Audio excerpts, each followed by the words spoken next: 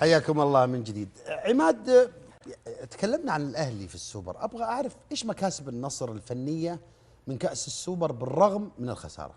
ينسون الركنية اللي صارت في آخر دقيقة هذه، وهي اللي عطلت نجاحاتهم. في مكاسب، تدخل الملعب في مكاسب، ارتفاع الرتم الفني مقارنة بالموسم الماضي كرقم واحد. جواو فيليكس والإضافة الكبيرة جماعيا وفرديا، معرفة مكان الخلل، أنت الآن تعرفه، حارس، محور ستة، ظهير أيسر. نصيحة لخصص ابتكار تبادل مراكز الثلث الهجومي.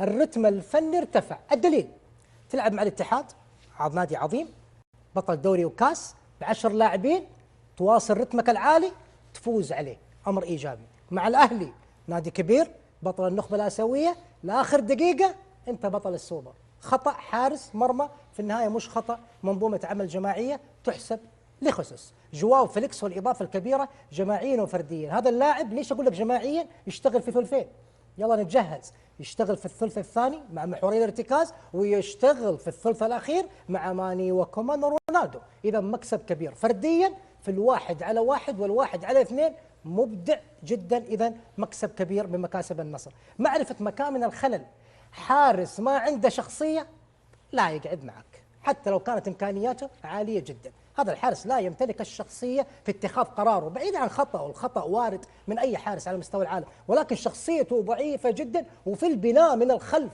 سيء، فيجب تغييره. محور ستة عاد من الموسم الماضي، والمشاهد يعرف أني تكلمت كثير عن مشاكل عبد الله الخيبري في وسط الملعب، لا في تسليم، لا في استلام، لا في كنترول، لا في صناعة، لا في افتكاك، سيء جدا، وهذا أمر خطير على نادي النصر في المرحلة القادمة. معرفة مشكلة الظهير الأيسر اللي ما تعرف. خف على الخيبر يرحم والديكم، خفوا على الرجال، ترى ما صار بلنتي. أنا أتكلم فنيا أبو بدر داخل أرض الملعب، بعيدا عن أي شيء. والمشكلة المواصلة على نفس الأداء وعدم التطور، وهذه مشكلة عبد الله الخيبري. في دكة البدلاء ممكن، لكن تبني عليه نصر تحقيق إنجازات وبطولات لا، نسمي الأشياء بمسمياتها. ظهير أيسر أيضا مشكلة، تعتمد على أيمن يحيى وتخسره في الثلث الهجومي. أخيرا نصيحة لجيسوس، ابتكار تبادل المراكز. كومان لاعب رائع في مركز الجناح الأيسر، مو لازم يشتغل في الجناح الأيمن، شغله في الجناح الأيسر وتشوف مستوى أفضل له، خصوصا في وجود أنجلو واستغلال إمكانيات ماني ورونالدو بالمشاركة دائما